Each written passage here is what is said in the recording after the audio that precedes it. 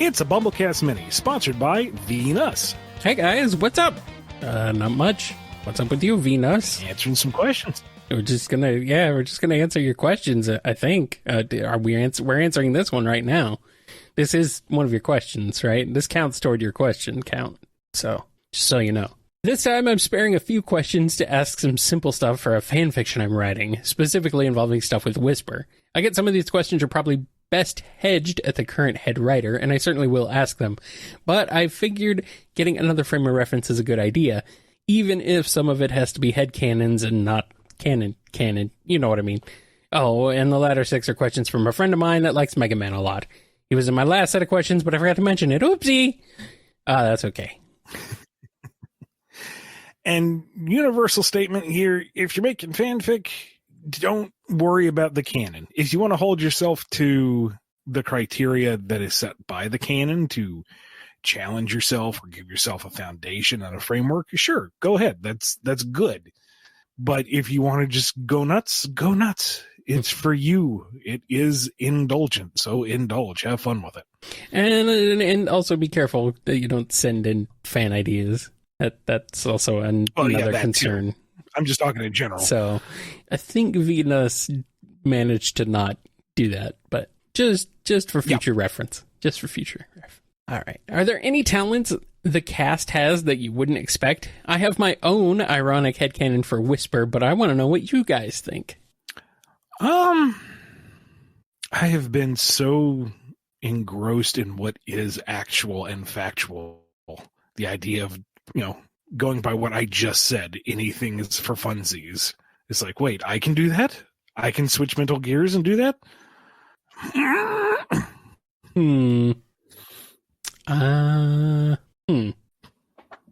Mimic is an expert canasta player. All right. Clutch knows how to mambo. Sonic doesn't actually know how to tie shoes. He's always had that buckle to strap his shoes tighter. I was going to say, they're like slip-ons with Velcro. Cream is a concert-level pianist, but they don't really have a piano accessible in the house, so she hasn't really been tested on it yet. But if you could put her in front of her keyboard, she'd be all set. Vector is surprisingly good at video games, as has been established. Let's see. If Charmy weren't so always distracted, he would have impeccable internal GPS.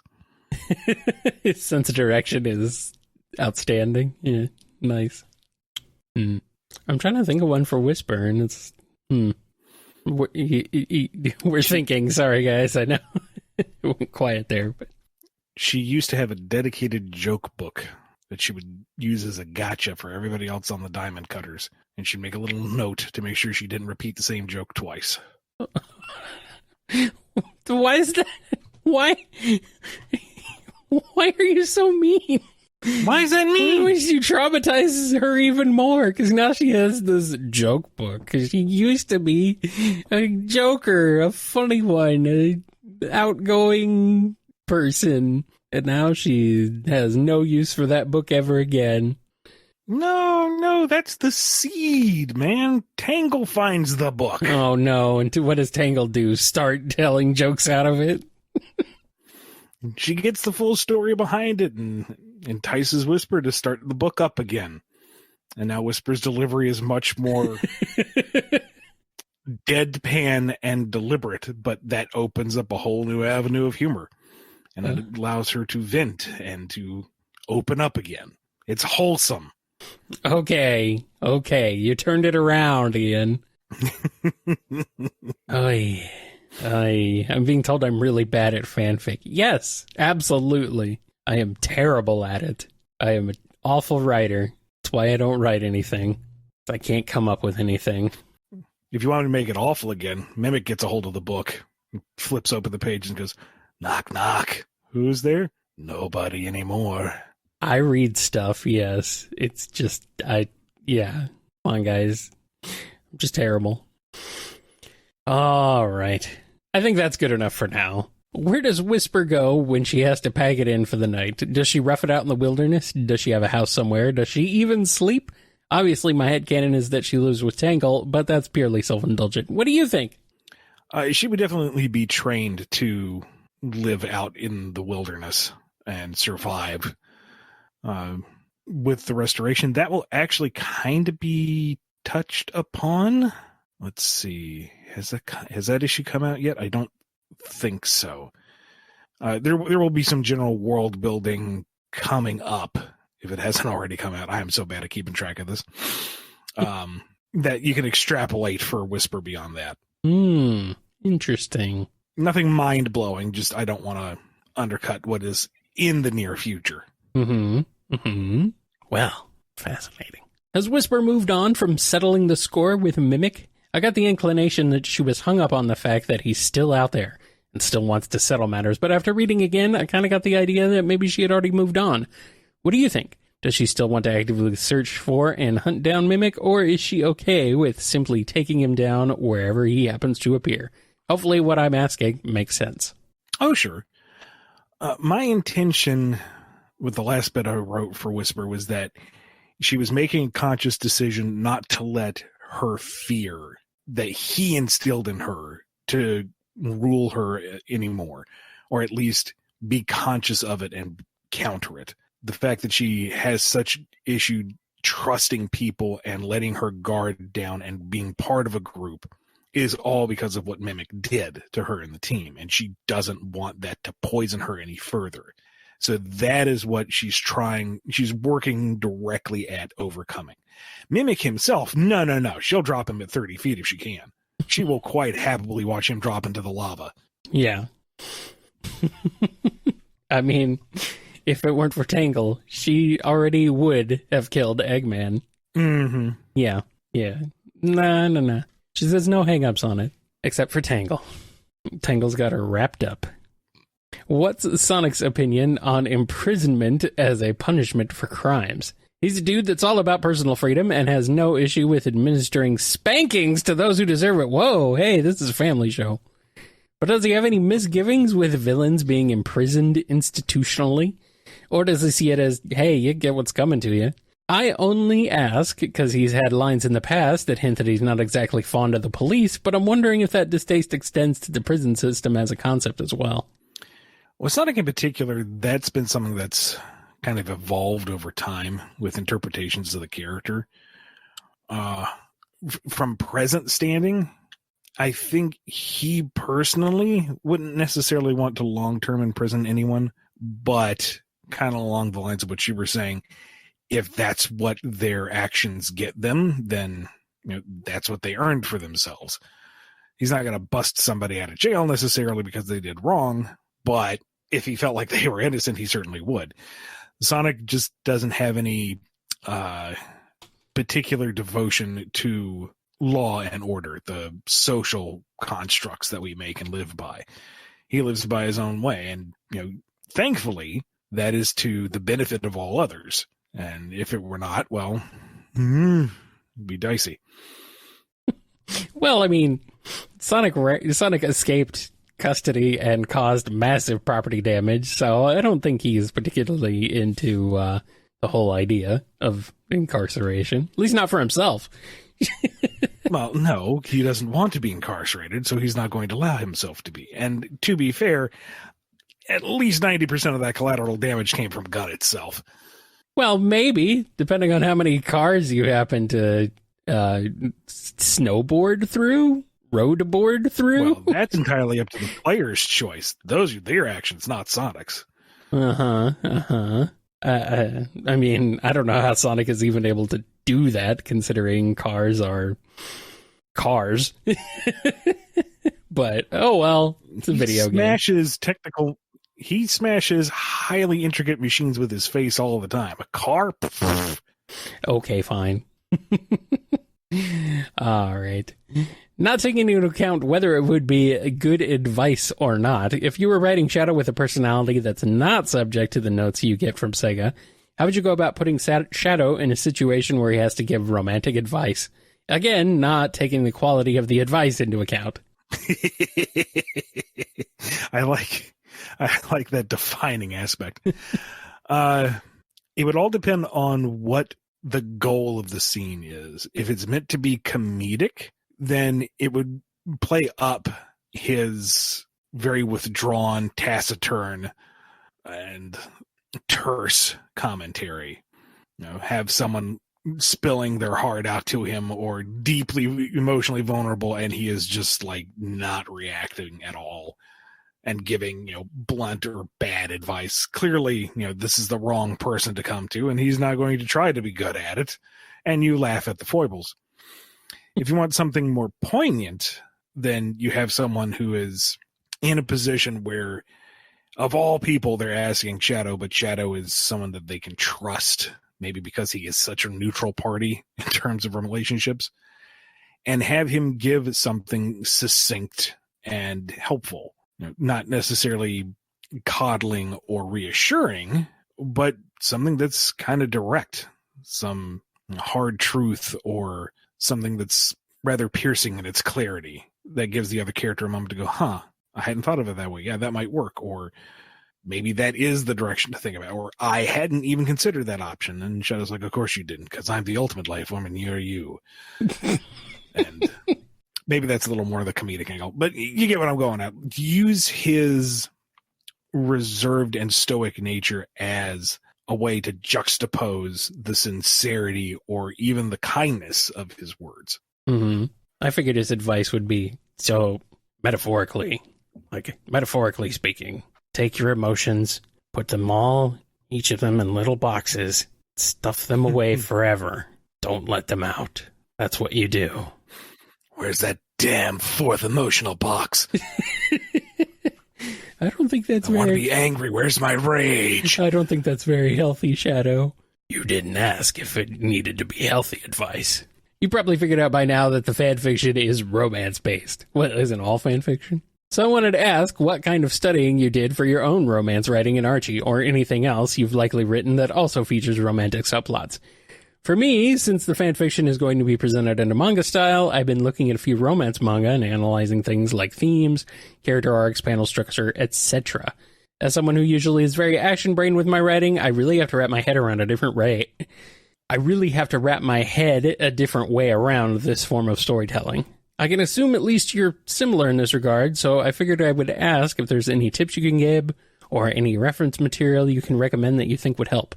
I'm kind of nervous that maybe YouTube tutorials and reading material in the genre itself can only take me so far. I can't say I did any dedicated research. It was more of me just trying to tackle the situation as logically as I could. With those particular scenes, a lot of what I do with my writing is plot driven. I feel like that's in part due to just the very nature of the book and the property, but I feel like if I have the roadmap laid out in front of me, I can figure out how the characters hit their particular plot beats going from point A to point B and what makes the most sense for them as characters. If I'm having trouble making those connections, then something's wrong on the plot level that I need to adjust so that the characters make more sense. Or rather, the characters are able to reach that destination in a logical way. With the few romantic things that I've done, I have really, really had to lean into the characters themselves and have them basically tell me how the scene plays out. Maybe it's a form of disassociation. I don't know how you describe it, but I basically try to see the scene play out and how those characters would interact and just kind of massage it a little bit from there. But it's way less hands-on than some of the more action-oriented sequences where I'm thinking very specifically about staging and camera angles and whatnot. I don't know how successful I was because it's really not my strength, but I can't think of any major complaints about those scenes outside of the expected biases within the fandom. So I guess I did something okay. I'm being told your Bunny and Antoine were good. So that's a good thing at least. Yeah. I'm also being told that writing romance is like writing friendships, except they smooch more. which I guess There's kind a of makes lot some of that, sense. I guess kind of makes sense. They're just really good friends. Of course. Of course. Anyway, how do you think Dr. Wily grew that sick stash? It can't be natural, right? Oh, it's all natural, baby. He's had years to perfect that. Yeah, he lost all his hair and it went straight to his mustache. Damn straight. Not taking into account how much the characters would actually play video games, what games do you think are the favorites of the Sonic cast? I feel like we've done this before, but that's somewhere, okay. I'm sure. Like, I can see Sonic enjoying racing games, especially arcade cabinet ones. Mm-hmm. Yeah. Tails would be your RTS guru. And we know that Tangle is a fighting game goddess, but her tail is better. Amy's all about the life sim games. If they have an extra, RPG combat mechanic to them, all the better. But, she likes building her little society of people and making them happy. Knuckles is into rhythm games. Shadow's one of those extremely obnoxious, no scope, no life FPS gods. Mouse and keyboard only. Get good, scrub. Where Shadow is Omega is more of your classic boomer shooter. He doesn't play Doom. He literally is Doom. Rip and tear until it is done. Let's see here. Rouge is really into mobile games, and she has a bad addiction, and that's why she steals jewels to pay for. I didn't even know you could monetize Bejeweled. Shut up, Tails. Oh, man. Silver's just amazed at any video game. In my time, we'd light a fire inside a burned out TV and watch that. Oh, no. Oh, no. And low-hanging fruit, but it's obvious what Big's favorite game is. Sega bass fishing. No. Oh. Frogger. Oh. Okay. Here I was thinking it was a fishing game. Vector's favorite game is Super Monkey Ball. You don't think he'd be big into like the Professor Layton or the Phoenix Wright series? Nah. I don't know, he might be. I thought his favorite game might be Dangeresque.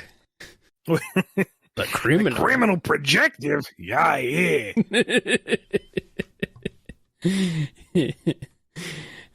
Vector playing Sam and Max. On a rooftop. SPO's like, Vector, we've been cornered.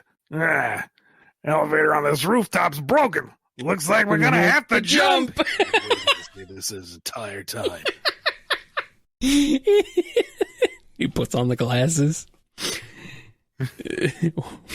Cool glasses. Don't you think, Ronaldo? I'm not answering to that.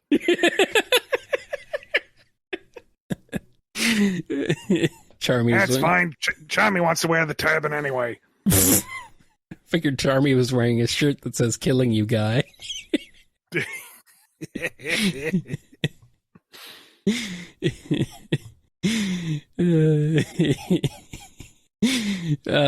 is headcanon accepted. This is now official as of right now.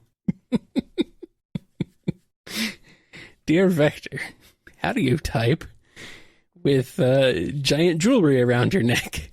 On to the next one. It's unfortunate that we never got to experience Bass as a character for the most part in the main comics. He was teased a bit during issue 20, Rock of Ages, but other than the crossover comics, he was still pretty much never introduced into the plot. What sort of plans did you have for Bass as a character? Did you possibly have any plans to include him earlier in the story, much like how you were able to introduce Otto early? Did you also have any potential ideas for what Bass's robot hair would look like? Unfortunately, Bass and his introduction to the series is cemented in the canon. And I was trying to be very faithful to the game canon. So he was kind of hard locked to 7, was it? Yeah. It was 7, wasn't it? Yes. 8. No, it's 7. Okay. It's been a while. Yeah. So I thought about it, and it's like, he has to be introduced there because part of Seven's story is the reveal that he's a bad robot. You can't walk that back if he shows up earlier, you know? So maybe I'm being too slavish to the canon, but that was at least my thinking. As for the hair, I imagined something almost like the fins on the helmet, like some kind of weird inverse mohawk. All right. Kind of swooped back almost like a more aerodynamic, cooler version of Wile-E. Something very 90s looking. Boy, that's extremely 90s looking. I mean, it makes sense. He's a very 90s edgy character. Did you have any plans to come up with more original Robot Masters like Quake and Vesper Woman? Very, very sparingly, because the Robot Master cast was already, by design, going to be enormous. Yes. So any additional Robot Masters would very much need to fill a particular niche to do something in the story that another Robot Master really couldn't. And I think we had kind of already reached saturation point with Quake Woman and Vesper Woman. There may have been something that came up later. I can't predict the future, but I think we were kind of already in a good place at that point. Mm-hmm. Yeah, I guess Quake Woman and Vesper Woman were desperate attempts to maybe counterbalance the manliness of the rest of everything. To a degree, but like Quake Woman was decidedly to bring another female character into the series as a regular. Yeah. Vesper Woman was there as support, and we could have maybe come up with another, noun woman to further support Tempo, but at that point she's getting a much larger supporting cast and she needs more reason to be around, and then that starts to distract from Mega Man and Blues and the main cast. So right, if we did anything more, it would need to have a purpose and be handled carefully. Mm-hmm. I was figuring like maybe some kind of villain character, but I don't know. It's probably never going to happen now. Who's your favorite Robot Master to write for, not counting the main four: Rock, Roll, Bass, and Proto? I know you were a big fan of poking fun of the masters that have no hands and Flashman's baldness, so I'm curious what other stuff made for fun writing material. Oh, Gutsman. Gutsman is great, yes. Easy peasy. Like, Gutsman writes himself. He's just heavy weapons guy all over again, really. More or less, yeah. It may be more friendly when he's not, evil. He's kind of heavy weapons guy, a little bit of Zangief. Yes. Look at my robot muscles. Look at steam-powered jaw. I bite through anything. Right. Bring me your head. I bite through it. Really, right there. It's fantastic. Yes. Also, you had a lot of fun with Cutman. You can tell. Well, I mean, dork with puns. That's author self-insert, I guess. Oh, uh-oh. We found Ian's self-insert character. Finally. After all this time. Cut me down. Ah! And if you cleave me to my own devices, I'm going to just go nuts with it.